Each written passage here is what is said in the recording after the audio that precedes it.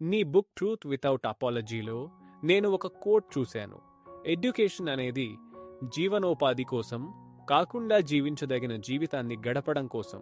అలాంటి మంచి విద్య పొందే అదృష్టం ఉన్నవాళ్లు ఎందుకు చాలాసార్లు తప్పుదారి పట్టిచట్ట విరుద్ధమైన పనుల్లో పడిపోతున్నారు?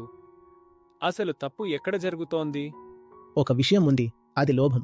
నీవు దాన్ని గుర్తించకపోతే అది నిన్ను జయించేస్తుంది. కేవలం నిన్నే కాదుని విద్య అంతటినీ అదే నియంత్రిస్తుంది. లోభం నిన్ను పాలిస్తే అది నీ జ్ఞానాన్ని కూడా పాలిస్తుంది. కాబట్టి నీవు ఎంత ఎక్కువగా జ్ఞానం కలిగి ఉంటే అంత ప్రమాదకరంగా మారిపోతావు. నీ దగ్గర గొప్ప ఆయుధం ఉంటే దాన్ని ఒక కోతికి ఇవ్వాలనుకుంటావా?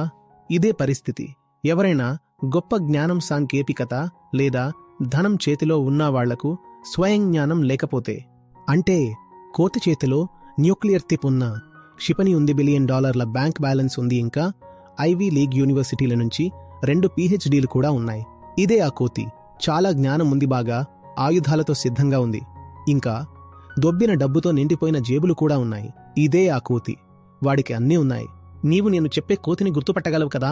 అతనికి జ్ఞానం ఉంది, డబ్బు ఉంది, భౌతిక శక్తి కూడా ఉంది. కాని అతను తాను ఎవరో తెలుసుకోలేదు. అందుకే తన దగ్గర ఉన్న ప్రతిదాన్ని తన వినాశానికే ఉపయోగించుకుంటున్నాడు. కాబట్టి ఈ 2 రకాల విద్యలు చాలా అవసరం. ఒకటి బాహ్య ప్రపంచం గురించి, మరొకటి అంతర్గత స్వయం గురించి. మొదటి రకం విద్యను మనం పిల్లలకి, యువతకి ఇస్తున్నామనేది స్పష్టమే. కానీ 2వ రకం విద్య మాత్రం చాలా ఎక్కువగా లోపిస్తోంది.